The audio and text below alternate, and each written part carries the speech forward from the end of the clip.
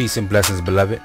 Come here to be educated, empowered, enlightened, inspired, motivated, and challenged to be critical and independent thinkers.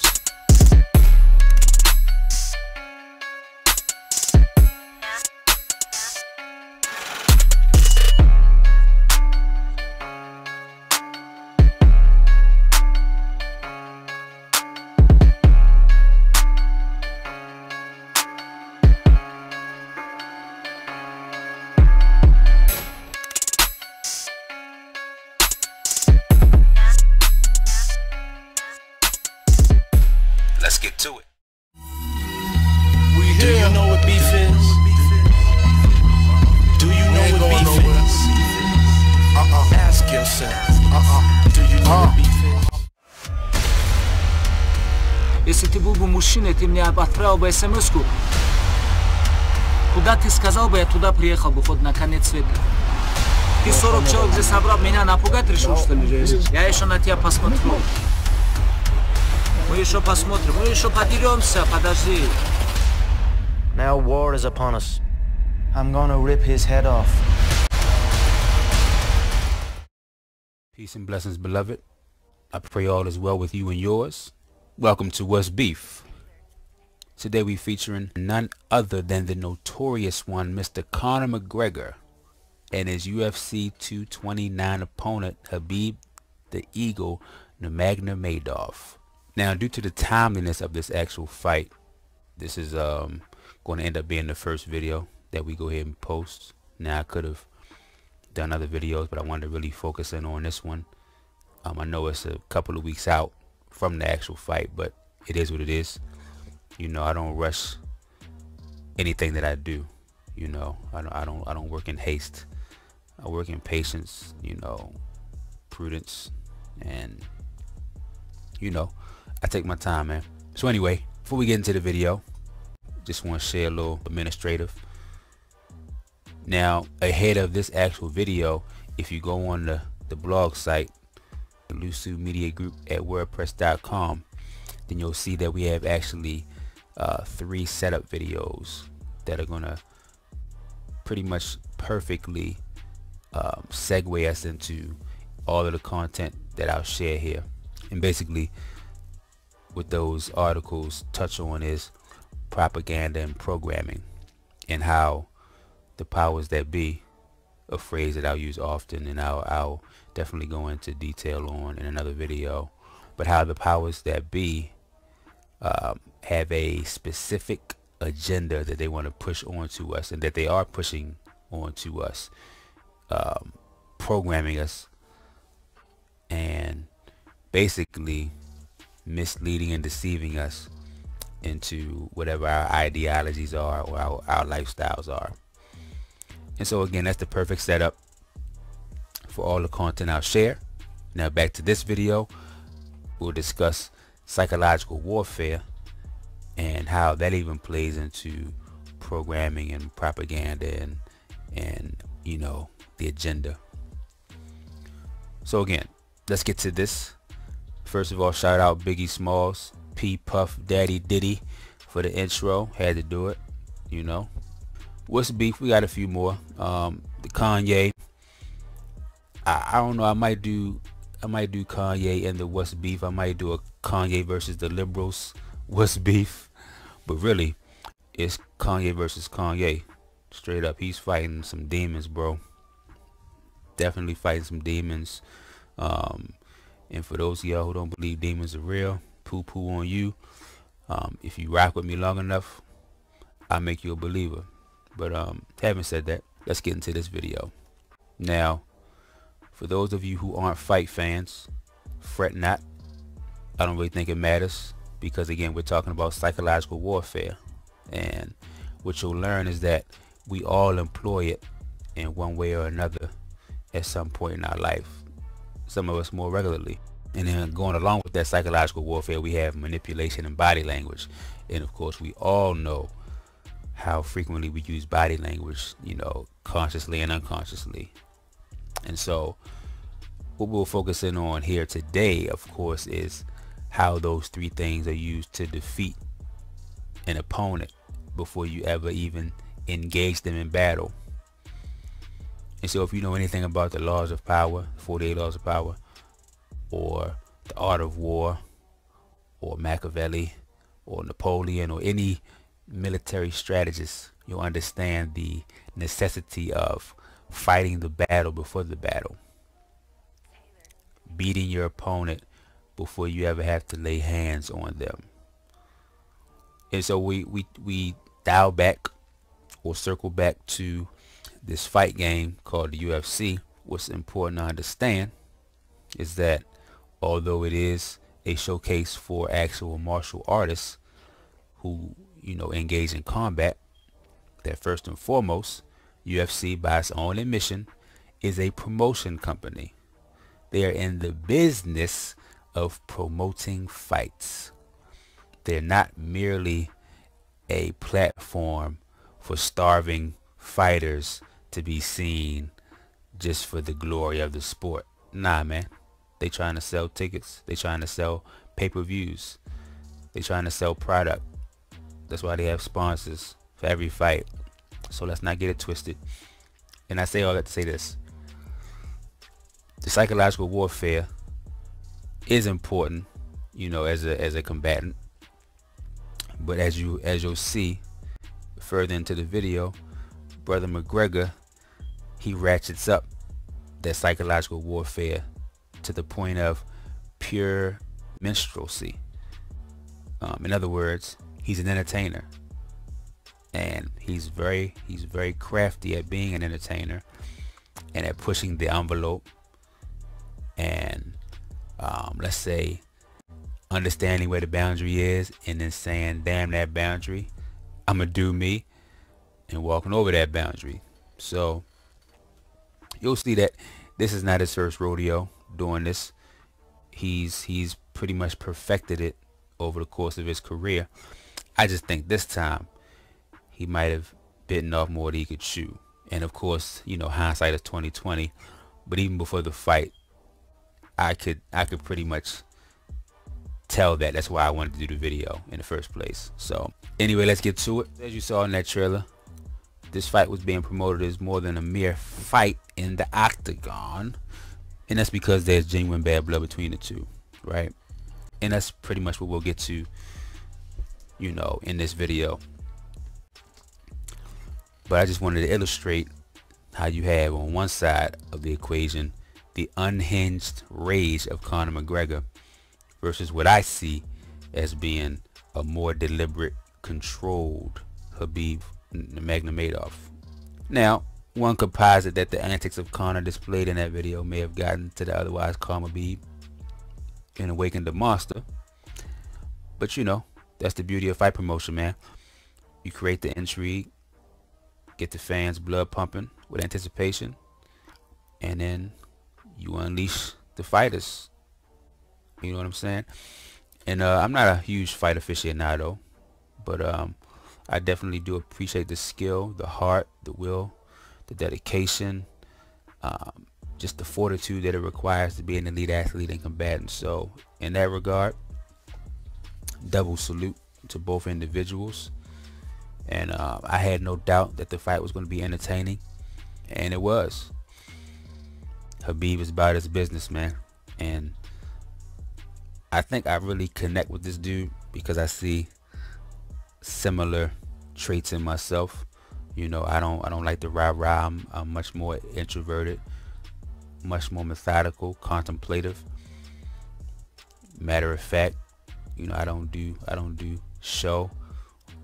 You dig? So I think I really click with the dude on that level. But having said that, I'll definitely be objective. You know, that's always the name of the game for me, because I want to enlighten. You know, I'm not trying to create no fanboys and nothing like that. We touch on the topic, hit that thing head on, and be about our business. So having said that, let's get into the meat and potatoes of this thing. And we're going to start off by taking a brief look at how the beef between Conor and Khabib started. What you'll notice in these lead up videos, and for the YouTube video, I'm just going to play them back to back. I'll add commentary for the Patreon videos. And that brings up a noteworthy point. The goal is to create YouTube videos that definitely hit the point, hit the topic, but leaves out a lot of meat just for time reasons, and to allow people something to look forward to in the Patreon so that they can become subscribers. While my main goal is definitely to enlighten and, you know, encourage and challenge and provoke and evoke and enlighten and inspire, I definitely see an opportunity to monetize this so I can devote more time to it. And so that's what the Patreon page is for. I'll go even more in depth on that page with those videos. But again, fret not, we definitely still gonna get it in on YouTube. And so again, with these lead up videos, I'll just play them back to back, but this will paint a really vivid picture of everything that happened from the inception of their relationship, quote unquote inception, up until basically the weigh-in. And so I think you'll enjoy it. I think it'll give you a nice rounded out perspective on Conor versus Khabib. Surprisingly, there was a time when Khabib and Conor were actually friendly towards each other. That may seem hard to believe given the current circumstances, but the two men competed in different divisions and there was really no reason for animosity. The friendliness is highlighted by a series of tweets in September of 2014 where Khabib asked for one of Conor's walkout t-shirts. Conor responded saying they should meet up during the fight week of UFC 178 and in fact train together. The two posed for a photo together backstage at UFC 178 and everything was amicable. It's unclear if they ever got on the mats together, but Nurmagomedov did share this picture after McGregor knocked out Poirier just a minute and 46 seconds into their fight. Khabib continued to cheer his friend Conor on through 2015, but things took a noticeable turn for the worse once McGregor jumped to 155 pounds, the same weight class as Khabib. A seemingly lighthearted joke from McGregor's head coach, John Kavanagh, about Khabib's unwillingness to fight during the Muslim holy month of Ramadan set the Russian off and is still a source of tension to this day. You know, so that's just because he said a lot of things about religion, he said a lot of things about Khabib, and it didn't sit very well with a lot of guys in Dagestan. Like, it did not say, he made some jokes on the internet, and he kept mentioning Khabib's name. After dispatching Jose Aldo at UFC 194 in his crowning moment, McGregor immediately set his sights on the lightweight title. McGregor was set to face Rafael dos Anjos at UFC 196 for the 155-pound title, but due to injury fought Nate Diaz instead. As we all know, Diaz would shock the world by submitting McGregor, and Conor would put his desire for the lightweight title on hold as he sought revenge for his first UFC defeat. Whilst McGregor was distracted, Khabib had moved to 23-0 and put himself in contention for a shot at championship gold at UFC 205. Although Khabib wouldn't get a UFC title shot until much later, he actually signed a contract to fight then lightweight champion Eddie Alvarez at UFC 205 according to his Twitter. Instead, a certain Irishman snuck in, and this turn of events was the real catalyst for Khabib versus Conor. Somehow, MMA had just become legal in the state of New York, and UFC 205 marked the organization's big arrival to the historic venue that is Madison Square Garden. The company wanted the event to justify the change in legalization and needed the sport's biggest star to headline. Therefore, instead of Khabib fighting for the title as the rumours had suggested, McGregor would now face Eddie Alvarez and look to become the first simultaneous two-division champion in UFC history. Khabib would remain on UFC 205, however. He was relegated to the prelims when he had the main event dangled in front of him. Khabib felt disrespected by the fact that McGregor had essentially stolen his title shot despite never actually competing in the UFC's lightweight division. No, maybe Conor make different decision. Maybe. This is #1 bullshit. I think all Irish fans understand who deserve this. I think I have a lot of Irish fans too, you know, because I dominate with all my opponents, you know.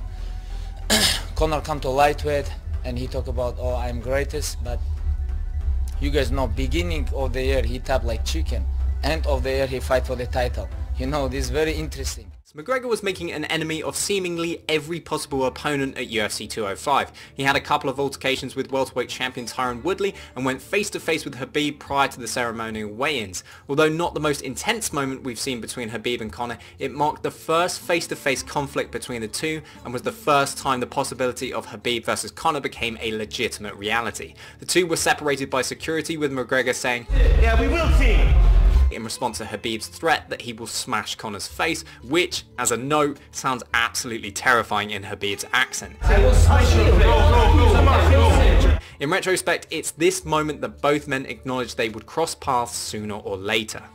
What happened backstage with you guys? With who? With you and Conor McGregor, there was an apparent backstage altercation. What exactly happened? I saw video how he looked with Tyron Woodley morning, and after my weigh-in, when I go, he watched me. I say, what? Maybe he think I'm Tyron Woodley or Eddie Alvarez. I'm different, you know. I'm living in the street. Where I'm from, this is different. This is not about like camera here or not camera here. This is not about this. This is about different. For me, it's all my life. I have a lot of fight in street. I know when I come to professional, I stop this because I can hurt somebody, but I have big experience. He watching like me, like, for me, like nothing happened. It's okay. Thanks, guys. But I think very soon. Very soon. Backstage very Thank soon. you. Or up in the ring. No backstage. I'm professional athlete. I cannot do it. This is not about professional athlete. I'm father too. You know, I have to stay like professional, stay humble. But I hope no backstage. I wanna fight. I'm cage fighter. I wanna cage close, referee, and let's go. Real fight. And I deserve it. Khabib turned the heat up on the brewing rivalry in his post-fight speech at UFC 205. The Eagle had just emphatically finished Michael Johnson after a truly dominant display. During the fight, Khabib was talking to Dana White, telling him he needs to fight McGregor. Good. Gonna do good? Okay. Because we're gonna smash your boy. Yes, of course. Afterwards, he got on the microphone and called for his shot against McGregor for all to hear. I deserve that shot or no? Please tell these guys. I think you definitely deserve it. Let's go with your chicken. Khabib asked how McGregor could lose to Nate Diaz and still fight for the lightweight title just 8 months later. Your guy, beginning of the year, he tap like chicken. End of the year, he fight for the title. Crazy. Ultimately, McGregor had the last laugh that evening as he created UFC history and paraded the featherweight and lightweight titles around Madison Square Garden. Whilst McGregor was off in the boxing world making who knows how much millions of dollars to fight Floyd Mayweather, Khabib picked up another dominant win against an even more dangerous opponent in Edson Barboza at UFC 219. Khabib's post-fight speech at UFC 219 was a stark contrast to his call-out at UFC 205. Khabib essentially dismissed the idea of fighting McGregor and said he'd rather fight a true lightweight in Tony Ferguson instead. I'm gonna say Tony Ferguson because he 10 win streak in lightweight. I'm 25 win streak. I'm undefeated all my career. Tony Ferguson. Just 2 days later, Khabib and Conor had a rather unfriendly back and forth on Twitter. Conor said his future opponents need to beg him for his attention, and Khabib responded with this pretty hilarious photo of him riding a bear and chasing McGregor. McGregor did have a response for the photo saying he slaughters Khabib's pets and only wears them once, and Khabib came back by saying in the octagon the bear will eat you. Overall, this exchange was quite comical, but these public interactions definitely upped the ante of the fight for many people. He announced that Nurmagomedov and Ferguson would fight for McGregor's lightweight title at UFC 223, which would be stripped from Conor once the often cancelled fight concluded. And as he feared, the match did fall apart again, with Ferguson tripping over a cable and blowing out his knee a week before the match. Khabib took the opportunity to call out McGregor, who claims he offered to set up a last-minute fight to save another UFC pay-per-view just before. Were you told of your opponents, other names? Were they saying, okay, what do you think about this guy? What do you think about that guy? What was the process like? I told first, hey, where is this Burger King? Take this Burger King here. I need this guy. Because he put tweet a couple weeks ago, I'm stay ready. Now where is this guy? Like Conor, he talk about, hey, I'm ready. Like I stay ready. Now they call him, oh no. Like I don't understand. When I'm ready, when I'm healthy, nobody talk. Nobody. All these guys, when I'm ready, never talk. When I have injured something like this before, they talk too much. Now I'm here. Where are you guys? Only Max Holloway show up. Other guys? Where are these guys? I don't understand. And they didn't call, to the best of your knowledge, they never called Conor? Or do you think they even, they might have sent out a feeler? What do you think? Oh, they call. They call and they say he cannot make weight. Okay. Something like this. Wow. I don't sure 100%, but I think they want he be just he look nice. Right. It's like do you think he has... Or show up his face because like he famous. Fast forward a few months and we arrive at the infamous UFC 223 where an outright crazy 48 hours all but cemented the fact Khabib vs Conor was next. 4 days prior to UFC 223, a video emerged of Khabib confronting McGregor's close teammate Artem Lobov, who was also scheduled to fight at the event. Lobov had previously posted a video saying that Khabib regularly pulls out of fights and questioned whether Khabib is scared to fight. Artem's fighting on this card too on Saturday. Artem Lobov. You know this guy? Of course. Shortly after the interview, Nurmagomedov and the members of his team cornered Artem Lobov at the Fighter Hotel. When the two were face to face, Khabib and his teammates cornered a seemingly alone Lobov and intimidated him. Khabib even gave Lobov a slight slap on the back of the head. Like this guy talk shit about me, I catch him. I ask him, hey, you wanna say something in front of my face? Say no. He said, I never talk about you bad. But he talked bad about me. Given that Khabib was already scheduled to fight for McGregor's undisputed lightweight title, this incident didn't sit well with the Irishman, who decided to round up a group of friends and fly to New York. Up until this point, the rivalry between Khabib and Conor has been pretty typical of a UFC rivalry. It was perhaps what happened at the Barclays Center that made Khabib vs Conor the most extreme rivalry in UFC history. As the bus with all the red corner fighters on was leaving the Barclays Center, in arrived Conor McGregor out of the blue with his posse. McGregor, Lobov and co attacked the bus with Khabib and many other UFC fighters on. McGregor can be seen throwing a dolly through the bus window. The window shattered and cut other UFC fighters Michael Chiesa and Ray Borg in the process. McGregor's actions were described by Dana White as the most disgusting thing that had ever happened in the history of this company. Due to the incident, 3 fights were cancelled from UFC 223 and the rivalry between Khabib and Conor intensified to a whole new level. After all that had gone on at UFC 223, the week had culminated in Khabib Nurmagomedov defeating Al Iaquinta to capture the undisputed UFC lightweight title. McGregor was stripped of the title prior to the fight, and in contrast to UFC 205, McGregor would have to watch Khabib raise the UFC title he once held. This victory perfectly lined Khabib up for the all-important grudge match with Conor McGregor that had been building over recent years. After the event, he confirmed he wanted to fight with McGregor. Yes, why not? Hey, we have to finish this beef chicken or something like this. He have to stop eat Burger Kings and you know, you wanna fight, come. I told you guys we're gonna make him humble. I told you guys I'm gonna change this game, you know, and now only one champion. No more fake champions, no more champion who never defend his title or something like this. Now UFC have champion, and this champion wanna defend his title. You wanna fight? Come here. Inside the cage, come. Outside the cage, let me know, without camera, without like all this media or like this, like man, you know, like he come when lot of security here, outside the bus, inside the bus, security here, don't let me go out. Like he tried to, hey, come out like this, like why you need this show up? Like let me know, and that's it. Anytime. What he was talking as well was, I mean, look, he's fought once in 8 years. Do you know what I'm saying? Like he ain't fight too frequent for my liking. Like for me to commit to something like that, I need to be solid proof that people are going to show up, and he's a consistent pull-out merchant. He had a good performance tonight, fair play to him. We'll see where it goes, but I need to see active. I need to see activity. I need to see consistency. I need to see me. You know what I mean? If you want me to come and change your life, if you want me to come pick you, you better have some damn reasons for me to do that.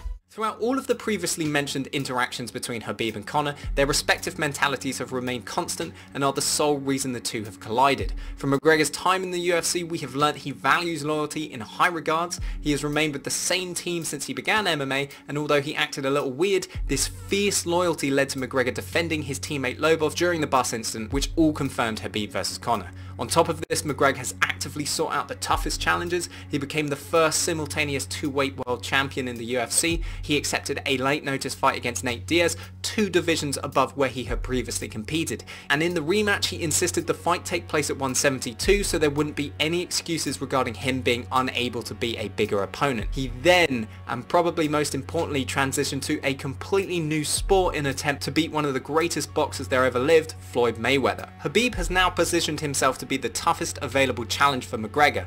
Khabib has the most dominant record in the UFC, he has won McGregor's title and is stylistically perhaps the most difficult matchup available. McGregor has been on record to say, if you want me to come pick you, you better have some reasons for me to do that, and Khabib has clearly ticked the necessary boxes. Khabib's mentality is vastly different from McGregor's, but it has indirectly caused this matchup. He isn't drawn to fame, but instead he wants to remain undefeated and go down as the greatest mixed martial artist when all is said and done. Khabib is of old school mentality where he wants the top guys to face each other and has taken offense at McGregor leading this modern era of MMA where he is able to put divisions on hold due to his star power. And so before we get into these press conference clips, about 4 or 5 of them, again, I just play them back to back for the YouTube video, but what's important to understand is that when you're employing psychological warfare, your goal is to disrupt the plan of your opponent. So you want to disengage them from their strategy by causing their emotions to take control of their judgment and their logic and their reasoning. And so basically what we're talking about is knocking somebody off their game by invoking emotionality into the picture. And what you'll see in many of the videos that we cover here on YouTube and Patreon for that matter, the idea of having self-control is a key focus and consideration. Emotions have their place, obviously. You know, we are to show emotion, you know, appropriately for whatever season of life we're in, whatever situation we find ourselves in. However, despite whatever level of emotion that we happen to emote, we are to always have control over it. That's the key. Emotions, fine. Allowing emotions to overtake you, not fine. And that's where people get into a heap of trouble, and they end up in situations where they've just blinked a couple of times and they have no idea how they got there. They aren't even aware in the foggiest of how their poor decisions based on emotionality have landed them in financial straits, relationship dysfunction, criminality, all the way down to imprisonment and even death. And of course we know ain't no coming back from that. So again, psychological warfare is real, man. And you know, it has its place in warfare. You know, I have my own idea about warfare. You know, my concept of warfare is not physical, it's spiritual. And so even the military strategist understands that warfare is not physical. Like the epitome of warfare is in the flesh, of course, is psychological. Can I get into my opponent's head to trip them up, to manipulate them, to deceive them, to give them a false sense of security and confidence? Can I control them to get them to do my bidding? And that's what you'll see in these clips. Conor's done to him. You've seen him rattled at the press conference. He's rattled. When he started talking about his dad, he's rattled. And I think we've also never seen Khabib fight with high stakes. Right. Like when he fought Al Iaquinta, that wasn't high stakes. Al's an amazing fighter, but that's not the same as fighting Conor McGregor. Right. When he's fighting Edson Barboza, that's not high stakes. When you're fighting Conor McGregor, Conor takes all the chips on that poker table, puts it all in the middle, goes, I'm all in. You have to be all in. I do well under these circumstances. How do you respond? Now, the stare down was Khabib and Conor both doing what they do best. Conor chirped Khabib, and Khabib stayed cool, calm, and collected. Yes, there was a slight sway from Khabib as Conor invaded his space, which was a fairly normal reaction to someone getting that close, but Khabib ultimately held his ground and made comfortable eye contact the whole time. The man was a fanboy. He bought t-shirts of mine. He fucking supported the cause. You remember that? You little fanboy. Over on his neck of the woods, a man involved in something who's now in prison. But Vladimir Putin locked him up for embezzling 150 million worth of money from the Russian people. Started to invest and pump money into his gym. So he started to grow in power. He's a glass jaw. The Chechens, my Chechen friends, the Vainaki soldiers, they told me that they have chicken jaws in Dagestan. And I believe them because I know a glass jaw when I see one. And I've seen this man wobble many times. I've seen his brother sparked unconscious in another promotion. I know he is afraid of a smack. When I call this man a coward, when I called his father a quivering coward. Which Chechen? But you actually fight like a little shitty jokes rat. Anyway, you dive for the legs and hold on to them for dear life. What kind of fighting is that? What kind of man, what kind of way of fighting is that? Topic that seemed to get Khabib genuinely heated was when Conor insulted his past behavior, specifically how Khabib handled the confrontation with Artem Lobov. Me going over and seeing an Irish man going about his walk, and you're going over and seeing an Irish man over in England, let's say, and me with, yeah, what are you talking about with numbers? Okay. You were surrounded by about 40 of your teammates, many of them hooded, many of them had their hoods up, they had to be chased out of the hotel. You can ask him. Why you don't ask him? Right, mate. Okay, why you don't ask him? Now, if Conor had a longer press tour, I think you would see him continue to harp on this point, insulting the way that Khabib handled the Artem situation, calling him a coward for costing Artem in a long group, telling him that he didn't handle his business like a man, which seems to be something that Khabib really values. But this press conference was only 30 minutes, and once they navigated away from that point, Khabib was much more able to maintain his composure. And so before we get into this weigh-in video, and what I'll do is I'll show the entire video, and then I'll focus in on the individual short interview clips that both Khabib and Conor gave to Joe Rogan. And so as we watch the weigh-in, what you'll notice is how Conor plays to the crowd, you know, in true Conor fashion. All that Irish bravado, strips down to his briefs, beats his chest, flexes, and lets out that primal scream, that animalistic scream, which we know is again part of that psychological warfare. He's trying to intimidate his opponent, even though he's not in front of his opponent, not looking at his opponent's still in the back. It's all ploy to get inside the head of his opponent and to pump himself up.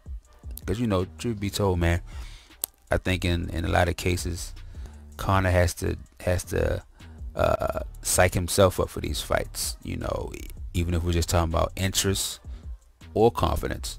Because, you know, fighters have a bit of insecurity in them, man. I mean, as confident as they may appear to be or say that they are, you know, there's always an uncertainty when you go into combat with somebody. You may have watched a whole bunch of footage, tape, you may have seen them in person, you may have even sparred with them.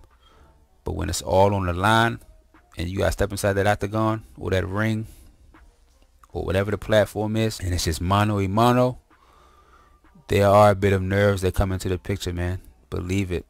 Believe it. There's no way to get around that, no matter how macho you are. So again, everything is for the show, man.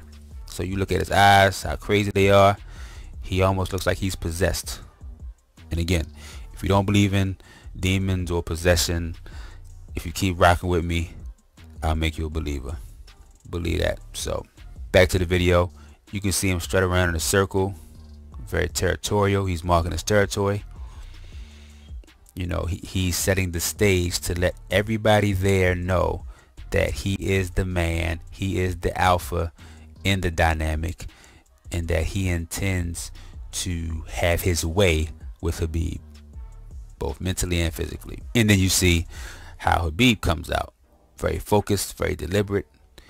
He is dead set on completing the actual task, getting on the scale, getting weighed, getting the approval, the thumbs up, and then getting on with his day. You know, he doesn't take off anything. He even has his popka on. So again, he's all about his business, bro. Very little interaction with the crowd.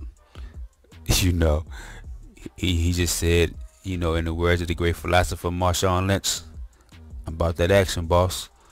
As simple as that. He's just there so he won't get fined. Basically. So, you know, then we move on to the face-to-face, or I guess what you call a face-off, that Dana White gets in the middle of. You know, he can barely contain his giddiness as he just counts the money in his head like people count sheep when they have trouble sleeping. You know, what I could tell is, and I've read other reviews, seen other videos, and you get a mixed critique on whether or not Khabib was rattled or whatever. But what I see, based on what I know about Khabib, is that due to his anger management issues, or his anger issues, what he was trying to do was to maintain his composure and not put the pause on Conor prematurely to jeopardize that bag. Because, you know, as much of a man of discipline as he is, he understands that he's about to get paid, he's about to get broke off. And then getting back to the principle of it, he doesn't want anything to interfere with the sanctioned fight, because he takes this craft very seriously. And so, you know, he wasn't about any kind of show. You know, he left that to P.T. Barnum in the flesh, reincarnated 2.0, whatever you want to call him. But that's what I call Conor McGregor, man. He you know, and I guess you would probably call Dana White P.T. Barnum more accurately, but they're both in a sense confidence men, or shorten the con men. You know, they understand salesmanship, they understand the importance of exaggeration and embellishment, and they don't care about the landmines they leave behind. You know how when you go to you meaning, you know, the U.S. Military goes to a foreign land and they have these IEDs, and sometimes they're just left behind, and, you know, innocent bystanders, you know, are caught in them and they die as a result. That's kind of how, you know, a con man is. They lay all the booby traps, you know, trying to catch you, and for those booby traps that aren't needed, aren't used, they don't go back and pick them up. They leave them there. And so, again, man, both of these cats know what time it is.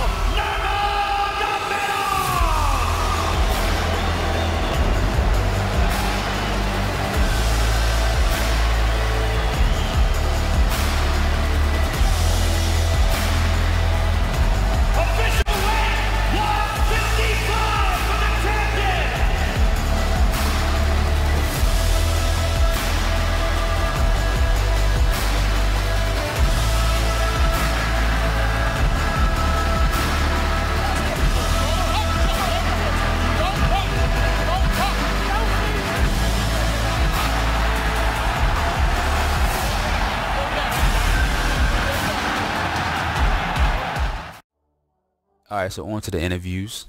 We'll start with Conor's. So you'll notice how Conor doesn't answer Joe's question until after he insults Khabib's hat, his papaka hat.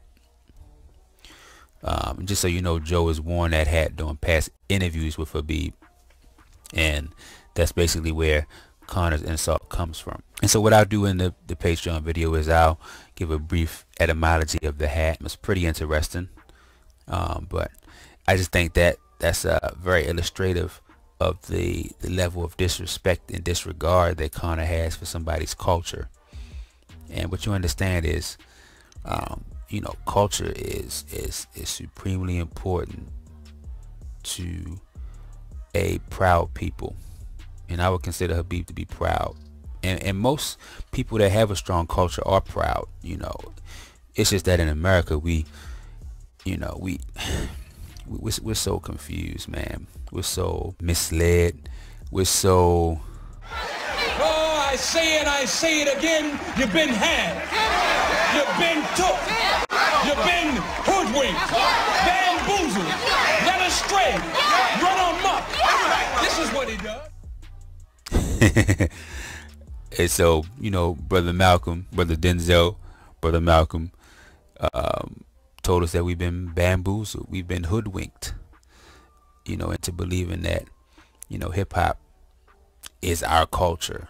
Our meaning so-called black people, but basically it's American culture. You know, it's American enterprise, American commerce.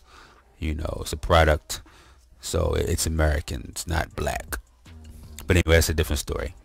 The point is this: if you have a strong culture that's based on, you know, a lineage that can be traced back, you know, we're talking about heritage, roots, that kind of thing, then man, you know, you want to tread lightly when you think about offending somebody or making a disparaging comment, because it's not just surface.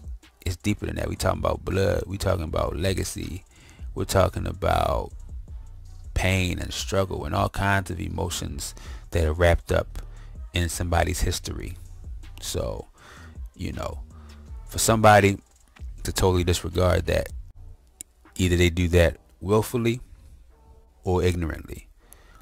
In Conor's case, I'm gonna say it's willful. I'm gonna say he knows exactly what he's doing. He knows how to use language and gestures and body language. He's masterful with it. So he know what time it is. And again, we know in hindsight what happened. But moving forward, let's get to let's wrap up Conor's interview. So basically he insults Khabib some more, and then he says what? The king is home. So he's again marking his territory, staking his claim, and oh, by the way, boosting himself up. I have no doubt about that. No doubt. You know, it's mental for him as well. Alright, so moving on to Khabib's interview, we notice how humble and grateful he is, both to his God Allah, as well as the legion of Conor fanboys and girls, namely the Irish ones.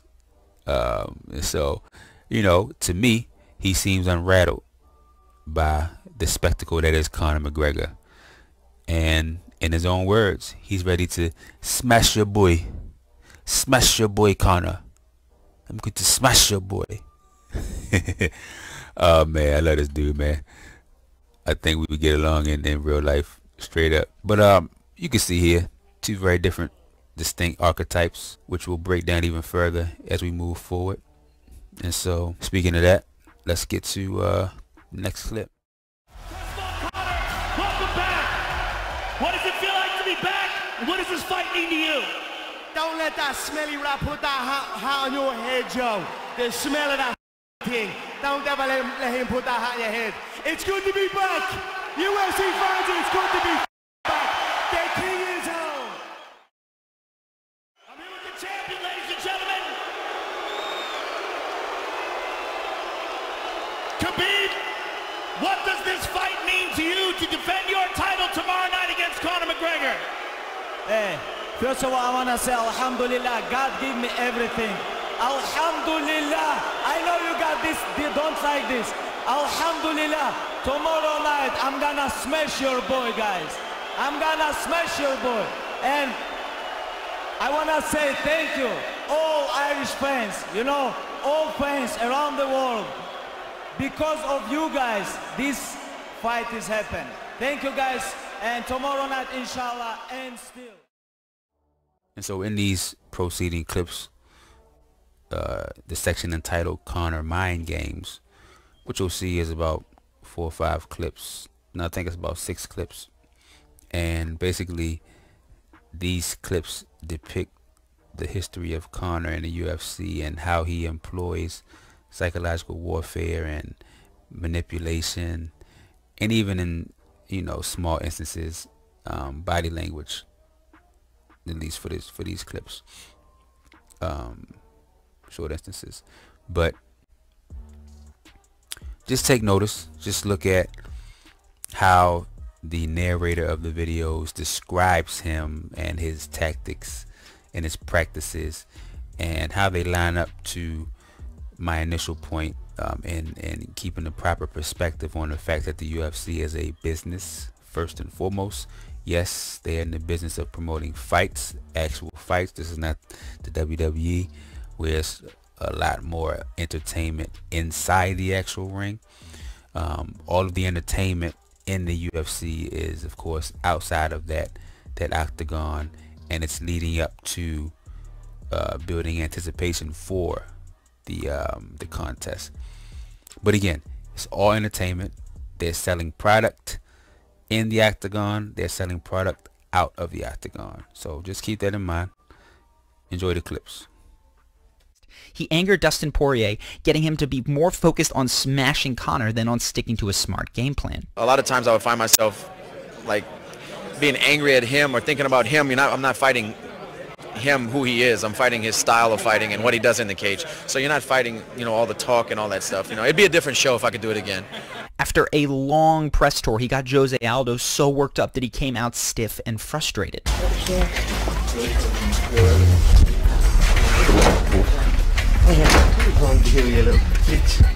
Which was exactly what Conor predicted and capitalized on. I owe him inside one. If he makes that walk and if he is in the octagon, I feel every single movement I make will get an overreaction off of him because he's emotionally invested in it. There's too much in it for him. The whole country of Brazil, it's all piling on him. So I feel if I just go, he will react a million times too much. That's what I see the fight playing now. I feel him overreacting, overextending, and then being KO'd unconscious. And in his last UFC fight, Conor goaded Eddie Alvarez into a boxing match. I went in with a plan and stick to the plan. I think I paid for it. So. What was the plan that you wanted to stick to? I think it was more to kick and wrestle, not to box so much, not to throw so many hands. It's important to recognize that all of these men had different emotional triggers. Poirier seemed to lose some confidence when Conor spoke about past fights where Poirier was wobbled. Aldo seemed to get most upset when Conor said that he was the king of Brazil, and Alvarez took offense to Conor saying that he was only a mediocre striker. Now, Conor did not have the benefit of interacting much with Khabib prior to this conference, except for that whole issue with the dolly, but in 30 minutes, Conor wisely hit as many points as he could, almost like he was taking a shotgun to Khabib's mental armor and seeing where he broke through. Have a buzz with this. And hyping his partnership with the UFC. Las Vegas, Nevada, the T-Mobile Arena, live on pay-per-view, UFC 229, in association with McGregor Sports and Entertainment and Proper 12 Irish Whiskey. So in terms of making money, despite the fact that Khabib has historically not carried the trash-talking, ticket-selling phase by himself, I would say that Conor was hugely successful in that goal. It's Conor's second goal where things get interesting. Because if Conor can upset his opponent, he can take them out of their best performance, which he has done many times. Why you come here? At 6 October, 6 October, what you gonna do? This is not stomping on your head. So first and foremost, the money. McGregor already holds 4 of the 5 best-selling pay-per-view slots in UFC history. After this Khabib fight, he's likely to hold 5 of 5 and to reset the record, as this is trending towards nearly 2 million pay-per-view buys. And it's not just because he's got impressive knockouts under his belt. It's because all of this drama garners attention. After all, you are watching this video and not one on Stipe Miocic, who can't even get a rematch despite a record-setting number of title defenses in the heavyweight division. But this time, Conor went beyond drama to other avenues of earning money for himself, selling his own brand of whiskey. Proper 12! Proper Irish whiskey from a proper Irish... So we're going to stick to analyzing how effective Conor was in executing his pre-fight game plan. And though he may sometimes look outlandish and crazy, Conor is very logical about pursuing his two main goals. He wants to make more money, and he wants to anger his opponent enough to disrupt their fight plan. And of course, have some fun while doing it. And so we get to the actual fight. This next clip is a recap, about a minute long. And just want to hit on a few points here. And you'll notice Conor do his gorilla, aka what I call the Vince McMahon walk. Again, I grew up on wrestling, good old-fashioned wrestling. WWF turned to WWE, of course, and so the CEO of the WWE company is Vince McMahon, and he definitely had no problem placing himself right in the center of the fire that was sports entertainment. And so, you know, he would enter the ring, and he had this big, larger than life walk. You know, he gesticulated a lot, he flailed his arms around, puffed his chest out, and you'll see that Conor does much of the same. You know, definite exaggeration, intentional, you know, mind games. Clearly we see he's the master of that in the preceding clips. Same thing with kissing the crowd. You know, he's again the ultimate minstrel. He is the ultimate entertainer. He loves to appease the audience. Almost positive that he derives energy from it. Again, energy that he needs to carry him through this fight. I have no doubt about that. And then conversely, we have brother Nurmagomedov. I love this dude, man. I really do. You can see his focus, his demeanor, his tenor. You know, he acknowledges his God, Allah. Again, very much to the point about that action. And yeah, he's ready for go time, straight up. And then you'll see, you know, of note to me, Conor's recovery from that big right hand from Khabib. I ain't gonna lie, man. That dude has some strong calf muscles, quads, and he just has great balance and a great chin, because he got mollywopped. No ifs, ands, or buts about that. And then of note also is Khabib's strategy. I think he worked it to perfection. He wore Conor down and he wore Conor out. And of course, we know his signature move is the choke out, and what better way to ease the choke out success rate or improve the success rate than to weigh your opponent down to where they're already breathing heavily and I want to say shallowly. So Khabib knew what he was doing. I mean, he definitely held his composure up until he just started to talk trash to Conor, I think in what, the end of the third round, something like that. But yeah, that's what it was, man. The fight to end all fights. It was, some say lopsided, some say Conor did better than they thought he was going to do. You know, some say. I'll leave it at that. Best fighters in the world going out there trying to kill each other. I've seen it happen in England at other shows. But that aside, let's talk about the fight, because it was incredible. It was an incredible performance by Khabib. He went out there. Conor had good takedown defense in the first round. Khabib took him down, used his legs to tie him over. He does that very well. But in the second round, it was Khabib time. Landed that overhand right and then started mauling him. This was the most dominant round for Khabib until he got the finish. He really punished Conor and really took him out of his element. Round 3, Conor came back, and he came back strong. I don't know if he won the round, but he landed some good shots and he was able to stop the takedowns. Of course, round 4, Conor looking a little more fatigued. Khabib being relentless with the takedowns, and he knew he had to get the takedown. On the on the feet, the fight was very close. On the ground, it wasn't. So Khabib knew, get the takedown, get the takedown. He did, took the back, yanked his neck off, and still, new champ. Well done, Khabib. Alright, so we're going to do a brief analysis of the brawl post-fight brawl. And what you'll see from these 3 short clips is Khabib taking care of business inside the octagon, and then allowing himself to emote. And so, you know, up into the fight, through the fight, he was very much so composed. He was in control of his emotions. He did not allow his disdain for Conor to negatively impact his fight performance, and that's all you can do against a shucker and a jiver. You know what I'm saying? Stay on your game, handle your business. Shout out to White Noise, focus on the prize, and that's what he did. Having said that, once he did that, he let those emotions flow, man, and flow they did. And so, of course, you know, we see what happened. We know what happened by now. He did his best rendition of Russian Hawk Down. That dude was in the air. Now I know why they call him the Eagle, for sure. So, you know, I won't play the whole clip there. And then the second clip, you'll see. And what's really important about this clip to me is just symbolically what it meant. And what it the story it told of just how raw the wounds were that Conor opened up with his comments. You know, to him it was just business. He was just selling a fight. But to people with a strong culture and strong heritage and with you know, high level of pride, you know, it's not just words, bro. You know, it's deeper than words. You know, sticks and stones may break my bones.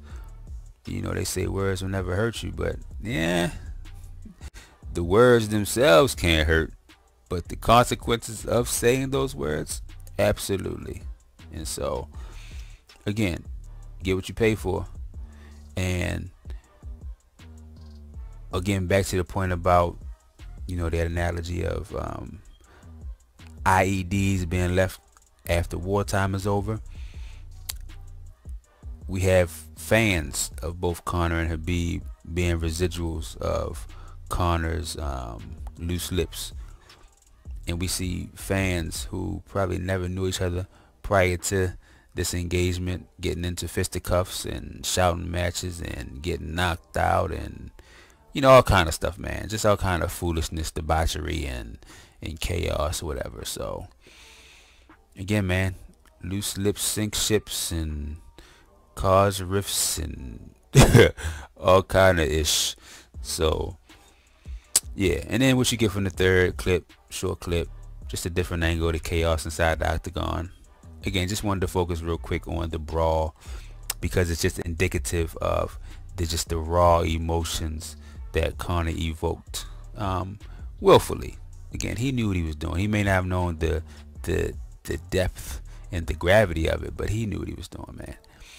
And he's a rich man thereafter. I hope it's worth it.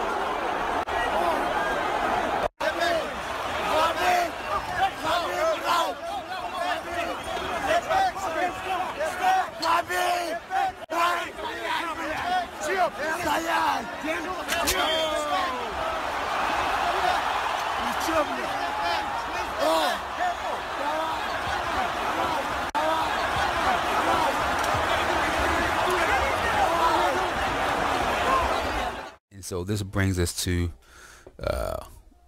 one of my favorite parts of the video. I mean, I enjoy making the whole video. You know, I love this kind of thing. But we have the post-fight commentary, let's call it. particularly in this case on ESPN. I think the Mike and Mike show, Trey Wingo, and then this gentleman who has a UFC show of his own. You'll hear his name in the clips, but basically you'll hear in the video, you know, the question posed, was it really a bad night, as Dana White said it was? You know, did it really leave a black mark on the UFC? You know, the fact that it was a very personal fight, the fact that, you know, Conor, with his history of, you know, shenanigans, you can call it, he really ratcheted it up this time, and he touched on some things that are generally hands off. You know, again, country, faith, family, friends. He indeed went for the jugular, and although I doubt that he drew blood, he absolutely awoke a sleeping giant, and that giant gave him the business, gave that man the blues, Bobby Blue Bland style. You'll hear him talk about the bus attack, and then, you know, we have the Dana White quote, you know, it was the most disgusting day in UFC history. And then, you know, when I saw the clip, the dude didn't even look like he believed it himself as he was saying it. You know, he has this sinister grin on his face, man, because he's the ringmaster. He's the P.T. Barnum. He's a salesman, and he does a mighty fine job of it. You know, you can just trace the history, you know, profit-wise, popularity-wise, over the course of the history of UFC, and you can just see how well he does at his job. But make no mistake about it, Dana White is not a disciplinarian. He's not a commissioner of any sorts. He's the president of the UFC company, and his job, first and foremost, is to make money for the owners. And how do you make money in the fight business? By selling fights. And how do you sell fights? By creating characters that people want to invest in and pay money to see perform their craft. Point blank, period. And then you'll have a few comments about, you know, who's really responsible. Again, we know what time it is. You know, we can all say everybody has to own up to his own part in it, but by far and away, I place the blame at the feet of Dana White. You know, Conor's he's a puppet, a very skilled puppet at what he does, but he's the golden boy. You know, he can do no wrong. So he's gonna, it's like when you have somebody, when you give somebody rope or a leash, you know, if you give them a long leash, they're not going to be respectful and say, you know what, I probably shouldn't take this leash to the max. Nah, they're gonna take that thing to the max until they get jerked back by the neck. And that's what he did. Only his leash was damn near infinite. So yeah, that's what it is. Horrible night it was for the UFC. It was really bad, really super awful. Was it really?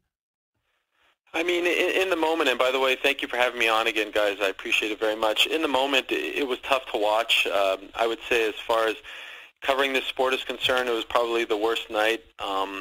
You know, you never want to see that. It reminded me of Riddick Bowe and Andrew Galata from many moons ago. Thankfully, it didn't turn into a huge brawl involving the fans and chairs being thrown and whatnot. But we can't be surprised. This was a very personal fight. A lot of things were said. A lot of things that, you know, especially when it concerns Khabib Nurmagomedov, things were said that usually people don't talk about. Religion, his father, who he cares so much about, Dagestan, Chechnya, Russian politics. I mean, this wasn't your typical pre-fight build-up. And so after, you know, this whole thing started in Brooklyn, of course, in April with the bus and the chairs being thrown and the dollies, Dana White said it was the most disgusting day in the history of the sport. Well, you know, they used that footage to sell the fight. Conor was never reprimanded. So him saying this again now sort of falls on deaf ears. 6 months from now, if they do the rematch, I can assure you this footage will be used to sell that fight. Staying outside the ring, after this settles down a bit, what do you think the fallout will be from fine, who gets the belt, and then when the rematch could be? Yeah, so a lot of people afterwards were trying to compare this to the malice at the Palace, and when David Stern suspended Ron Artest for 73 games, and they're counting on Dana to do the right thing and strip Khabib of the belt. I can assure you, none of that is going to happen. Again, people want to compare Dana White to Roger Goodell or David Stern or now Adam Silver. He is not that guy. He is Daniel Snyder. He is James Dolan. He is an owner, and he's going to do what's best for business. So he's not trying to set a moral standard here. It's literally a blood sport. I mean, that's what it is. MMA reporter and the host of the Ariel Helwani MMA Show podcast joins us, talking about the madness that took place Saturday night. So he's going to get his purse. It'll be released, we believe, sometime soon. But here's the question, because you mentioned it. There was a lot of bad blood between these two for a while. There was the Conor McGregor thing going nuts where he threw a chair at the bus. And then as you alluded to, Ariel, he went really personal with some of the language and leading up to this. That's got to be on Dana White at some point, right, too? I mean, he has to own that part of this, doesn't he? Absolutely, and that's why after the fight all yesterday, I mean the talk online, the rhetoric. I've never seen this kind of passion, because this almost felt. Truly, it felt like a holy war. I mean, I've seen some videos back home in Dagestan of some things that are kind of disturbing, talking about the aftermath of the fight. And, for Dana to say this was discussed, I mean, you saw this all happen, and no one stopped it from happening. And again, they used the footage. This was incredibly personal. Even afterwards, Khabib talking about, like, look, this guy talked about my religion. He talked about my father. Khabib still lives at home with his parents. He's married with 2 children, but the youngest child in that culture always stays at home. That's how much his parents mean to him. And, to call him a rat and things like that. Look, I've said this before. I'm not trying to be a hypocrite here, but I've said, like, all's fair in love and fight promotion. You could say what you want. This is a different kind of ball game. We're literally cage fighting here. So I'm not trying to necessarily reprimand Conor. I'm not trying to reprimand Khabib, but I will say that if you're going to sit here on this Monday and be like, this guy's to blame, that guy's to blame, guess what? They're all to blame. All right, so right here, we're going to touch on very directly the business of the UFC and what it really boils down to. Not punches and kicks, but dollars and cents. And so what you'll hear in these couple of clips, I believe it's 3 clips, you'll hear Conor McGregor's payday discussed. You'll hear Joe Rogan discuss or explain rather how the UFC promotes a fight, namely a Conor McGregor fight. And then you'll hear some in-octagon chatter, chit-chat between Khabib and Conor. I think you'll enjoy it all. But keep in mind, the UFC, as you know by now, is a promotion company. What do they promote, you say? They promote fighting. How do they promote fighting, you ask?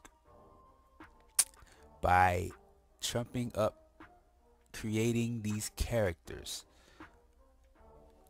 And what do they do with these characters? They make sure that they ingrain them into your psyche to the point where you either love them or hate them, but either way you feel very strongly, to the point where you either want to see them with their hand raised in victory or on the floor, the ground of the octagon, bruised, battered, bloodied. Either way, you paid your money to be ringside in the building or in front of a TV screen somewhere. So, having said that, let's get to it. 2 million pay-per-view buys. How much money could you stand to make if it did 2 million? I know it's you. It's going to be over 2 million. Yeah, we're estimating around 3 to 3.5 million. I'd say I'll close in around the $50 million mark. So he says $50 million. We also spoke to Dana White, and Dana White told us that if the pay-per-views sell well enough, he could be in the neighborhood of what he made for Mayweather-McGregor, which was around $100 million. Yeah, financially, can he do Mayweather numbers? Can Conor do Mayweather numbers? Of course he can. Model is you just promote the holy fuck out of a fight. You travel the world. You promote the shit out of it. You scream at each other at press conferences. You do all that stuff for months and months and months, and those things sell like crazy. If it's Conor McGregor. Oh, big right hands landing from Nurmagomedov, who came into this fight unquestionably in the best shape of his life. Conor's talking to him. I can't hear what he's saying, but he's getting tagged. Well, that's Khabib talking, and he's not saying nice things. Oh! 15 minutes in the books. We head to the championship rounds. Grabbing. What did Khabib just say? So these two clips don't really need, or actually just one clip, I combined them. They don't really need any setup. Basically they highlight the fact that Conor cheated during the match. This was pretty much universally agreed upon by critics and commentators and fellow UFC fighters, but not really poo-pooed. You know, it was touched on, but I didn't really hear any disgust with it like you think you would in a sport based on honor and combat, and where, you know, people's lives are in each other's hands in that octagon, as you'll see in the clip. And also with these two combined clips about Conor cheating, what I wanted to go over is the fact that I believe, and this is just my contention, haven't heard anybody else mention this, but I believe that him cheating was also a part of psychological warfare. You know, anything to infuriate his opponent, you know, in this case Khabib, to irritate him, to annoy him to the point where he would get off his game, he would divert his focus from, you know, offense and defense onto, you know, I gotta watch this guy, or you know, now I gotta really unleash on this guy so I can end this fight earlier, or now I got a problem with the ref and I gotta keep one eye on the ref to make sure I point out that, you know, all of that foolishness that can happen with a weak-minded fighter, and has happened, as you saw in the preceding clips in the Conor mind game section. So again, psychological warfare is real, man. It's very real. It manifests itself in many ways, and again, Conor's masterful at it. Now, you know, some could break it down and you know, postulate that he just cheated because he was tired, and he was tired of getting his face beat in. And yeah, I'm sure there's truth to that. Nobody wants to get their face beat in. I got you. But in a sport that's based on, you know, honor and principle and discipline, you know, when somebody's desperate, man, desperate times call for desperate measures. And so part of desperation is to gain the upper hand again. You know, you're desperate because you no longer have the upper hand. And to get the upper hand, you do what you gotta. Point blank, period.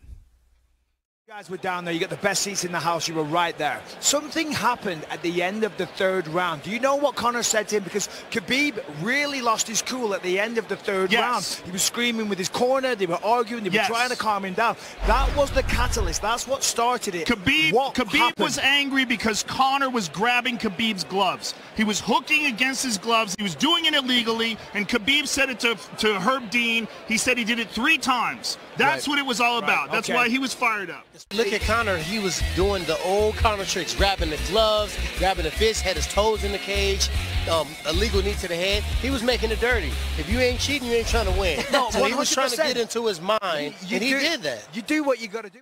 And so let me hit this point about psychological warfare, since that is the crux of the topic today. When you think about your personal life, because like I said, this translates over into our personal lives, I wanted to touch on 3 particular instances. One is corporate America, which I work in currently, sports, and then the book Win Friends and Influence People.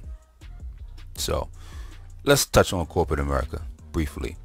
So if you think about, and anybody who's in corporate America, I'm sure you can attest to this, can relate to it on whatever level. But you think about your interaction, and you could be either guilty of this or you could have observed this like me. I'm far enough removed from the tactics of corporate America to truthfully say that I don't engage in these tactics. I don't feel a need to. But again, neither here nor there.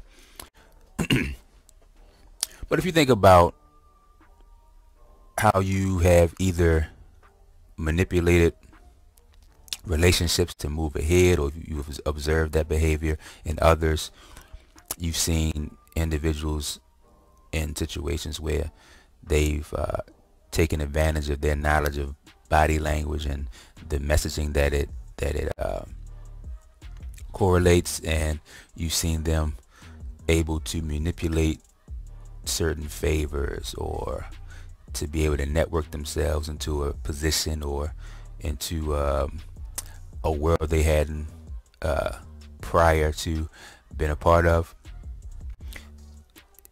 Then you have what I call power plays, where you have individuals, and I've had this happen to me many times because of my rival support role, and so you have people play that proximity game with you, where they try to get all the way up in your face. They say, damn that personal space, that 3 feet. They don't regard that at all. They just go ahead and get to it until you can smell that breath and see the spit forming on the edges of their lips, corners of the lips. And yeah, they do that, and it's for a reason. It's because of whatever training they've had, you know, in school, or whatever videos they've seen on YouTube, or, you know, whatever a mentor shared with them about getting the upper hand or asserting yourself or being an alpha or exuding a certain level of confidence. All of these things are part of psychological warfare. You know what I'm saying? It's premeditated, it's tactical, and it is results oriented. The result being you establishing your position with them. I don't want to say dominance, that's general. Whatever it is, whatever your intention is, because some people use it to play docile or to play demure. Whatever they need to do, it's very primal in that way. And then you even have handshakes. You know, I've had people try to be very aggressive in their handshakes, men and women. You know, we'll touch on that dynamic in other videos too. But again, I just want you to pay attention, because it happens, malicious or not. It definitely happens, and the impact is felt. So we can go to eye contact, you know, and I'm just trying to replay instances in my mind as I share with you. You have an individual who tries to burn a hole through you because they've learned that eye contact is important, and it you know, the eyes are the windows to the soul, and you can really peer into somebody and understand somebody and see what somebody's made of, and if they are confident and if they're not confident, you can attack. It's all psychological warfare, man. It's all a power play. You know what I'm saying? Over talking somebody, you know, being dismissive, all of these things, tactics, premeditated, very purposeful. So yeah, just be mindful and just understand how much a part of our lives it really is. And so when you think about sports, right, I don't think it takes a whole lot of thought or insight to see psychological warfare,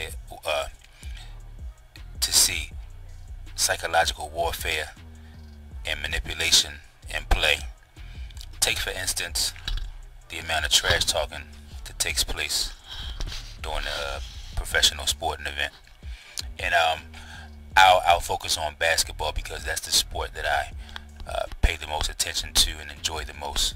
So you think about on that court, offense or defense, you know, you going down the court and you got somebody in your ear talking trash. They may have heard a story about you, or in this day and age they may have seen something online or whatever and saw that that was a trigger of yours, so they know they can tap into that to get you off of your game and disrupt your stats and disrupt your performance, and so they'll do that. Then you have the whole dynamic between the players and the referees, how they'll try to coax the referee into making a certain call in their favor, or they'll necessarily reprimand a coach, or a referee rather, excuse me, for a call that was the correct call, but because they again want to finesse it for the next time, they'll create doubt in the referee's mind. So all these things are at work, man. Again, malicious or not, that's not what I'm here to debate. I just want to point it out and enlighten you and encourage you to examine yourself to see where you stand and to see if you really are okay with manipulating or deceiving somebody just to get what you want. And then if you think about, like I said, the book, or before I even go to the book, if you think about cheating in sports, now of course we already covered the fact that Conor McGregor cheated in his bout with Khabib, but that's also very evidently a ploy to knock the opponent off of their game, to distract them, to disrupt them, to cause them to divert their attention from you to watching for a dirty blow or watching for that hand grab or that offhand that you use to push off when you drive into the lane, or that extra step you take, that travel, and we all know there are players in the NBA. For all my NBA aficionados, my NBA heads, we all know for sure there are players that get away with it religiously, whether it's traveling, whether it's carrying, whether it's offensive fouls, whatever, you name it, they do it. And depending on their status, depending on how they play the refs, depending on their image, they get away with it. So again, easy to see. So moving on, as I mentioned, this book, Win Friends and Influence People, just think about that title. The author's Dale Carnegie, if you're interested. But just think about that title, to win a friend and to influence somebody. Now those words are coded. That's coded language. You typically win a prize, and there's typically a strategy that you employ to win a prize. Now if I step back and think about my friendships, I don't think I've ever, or matter of fact, I know I haven't, but I don't think I even ever thought about having to pursue a friendship or to strive toward a friendship as if it was a prize. So just that language right there, man, you gotta watch things. You gotta really be mindful, be aware of what you're ingesting and what you're digesting, because those things have an effect on you, mind, body, spirit. And then you go to influence people. Now typically you want to influence people, and again we're thinking about the selfishness of our nature. You want to influence them to have them do that which you want them to do, typically for your benefit, right? So if you influence somebody, then what you're doing is causing them to change their behavior, modify their behavior in order to suit you. That's a form of manipulation. And then if we just go to the different sections of this book, how to win people to your way of thinking, again, you try to change their ideology, their perspective to suit you, because what you want your particular goal achieved. How to make people like you. Now, I come from the school of thought that you can't make anybody do anything. It has to be their choice. But I think what they're saying here is that they will manipulate you in such a fashion to where you will change to appease them, whereby it seemingly is them who is changing you. But again, it's you who are making the decision, but it's under false pretense, under duress, even if it's unconscious or below your conscious. And then lastly, how to change people.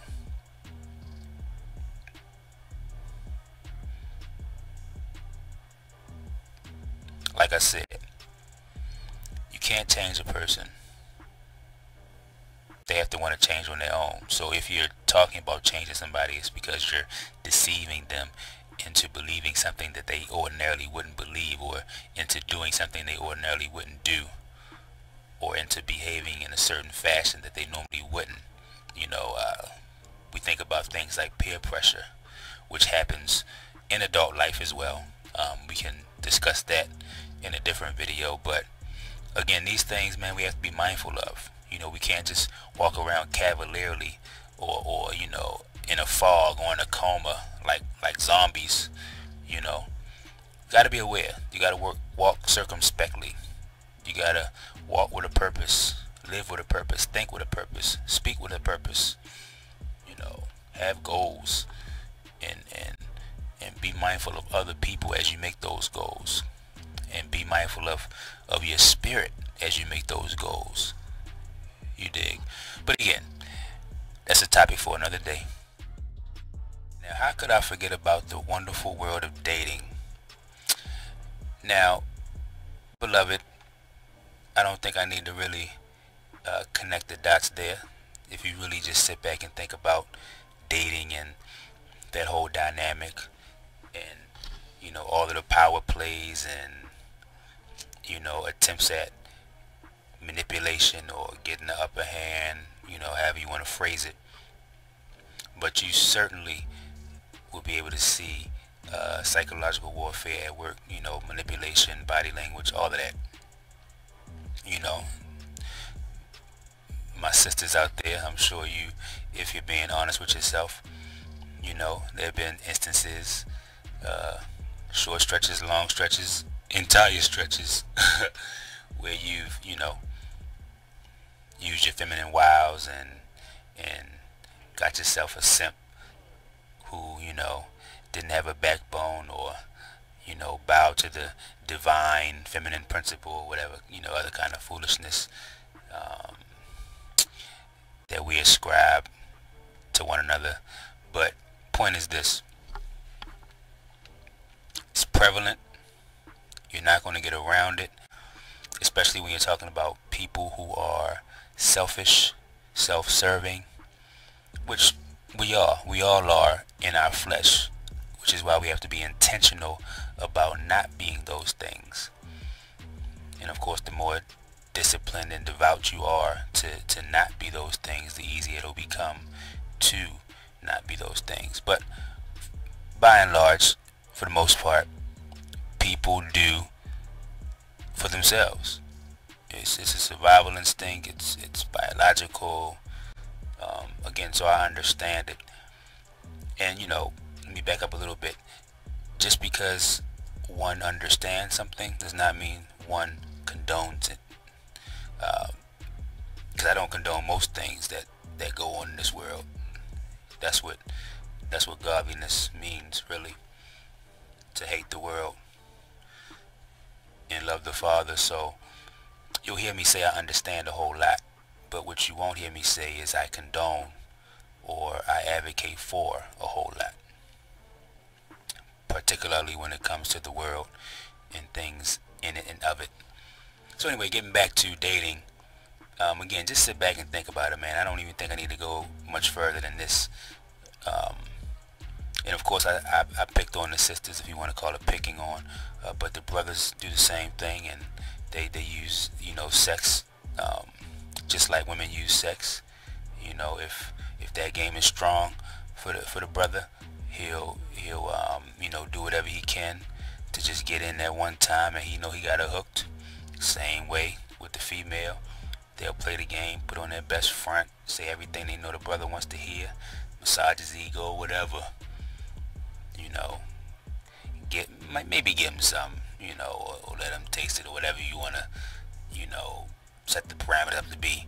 But the point is, you get what you want, and then you dispose of the brother or the sister, and that's psychological warfare, that's manipulation, that's body language. So again, man, I picked this particular topic, Conor versus Khabib, because it was a hot button topic, and I wanted to just jump on that train to get a little bit of momentum. But I think it's very, very, very timely just to be able to examine yourself. I think self-examination is always a good thing. Never out of season, never inappropriate, always on time. So examine yourself. Now, whether or not you think anything is wrong with manipulating somebody or playing mind games, it's on you. But I just leave you with this. How would you feel if the shoe was on the other foot and you were the one that were being manipulated or, you know, taken advantage of, and you found out and you were really messed up over it, or you had invested, you know, X amount of years? So, you know, that old adage rings true, man. Put yourself in the other person's shoes. Now, some of you out there are just so cold-blooded, y'all just don't give a damn. So for y'all, it really ain't gonna matter. You say, you know, you get what you get, you know, all that other kind of stuff. So again, man, examine yourself. Make sure you walking right, that you can live with yourself. Look yourself in the mirror. Make sure that spirit is right. And I think if you do those things, then you can answer whether or not psychological warfare is a righteous thing, or, you know, manipulation, deception, what have you. So as we conclude, beloved, first and foremost, I want to thank you for tuning in with me, rocking with your boy, for this inaugural video. It's been an absolute pleasure, you know, presenting this information to you. Again, this is the first of many. For the most part, my other videos won't be as elaborate with, you know, multiple clips. There'll be, you know, no more than 3 or 4 clips at, you know, if that, where I touch on a specific topic and we delve deep into it for the benefit of all of us, you know, whether it be to be reminded of something, to be enlightened to something, to be educated, to be informed, to be provoked, you know, to evoke a certain emotion, to move us to change, you know, to transform the way we see things, gain a new perspective, or, you know, become more open-minded, whatever, you know, whatever the case is. That's the goal of these videos, and it's my prayer that this video was impactful to you beyond just talking about 2 people getting inside of an octagon and punching each other out. You know, again, psychological warfare is real, and what I want you to take away from this, you know, of course, most of us aren't fighters. We are martial artists. We don't do, you know, professional sports for a living, but we are put in situations and relationships where we feel like we have to get the upper hand on our opponent or our opposite, or that we have to manipulate the situation because we like being in control. We're insecure about certain aspects of ourselves where we need to have control over things so the real us isn't exposed, or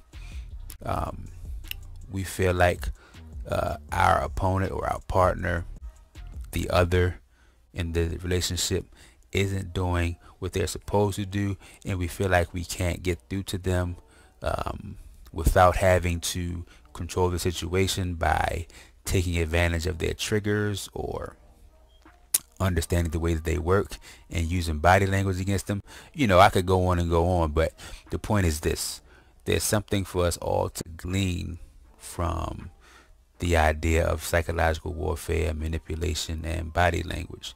And the goal with this video was just to expose you to it and for it to move you excuse me, and for it to move you in whatever way was most beneficial and impactful to you.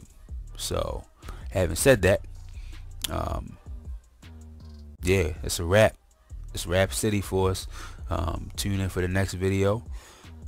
Most likely it will be the Kanye versus ... to be determined. I may do a Kanye versus Kanye, what's beef, or I may do Kanye versus the liberals. I don't know. It may be a triple threat. Kanye versus the liberals. You know, who knows, man. But I'm looking forward to doing that. I'll focus on his White House speech, and then I believe it was his SNL, epilogue, monologue, and I think there may be another clip. I don't think I need to go over the whole TMZ interview, slavery was a choice thing. Although I do have some opinions about that. I may do that as a part of a postscript for that video. But anyway, enough of that, enough chatter. Once again, love you all. I appreciate the love and the support. Yeah, I know it's early out, but we're gonna run this race together, man, and have a great time doing it. So until next time, be blessed and be a blessing. Beef, it's what's for dinner. That's a wrap. Don't forget to like, share, follow, subscribe, and comment.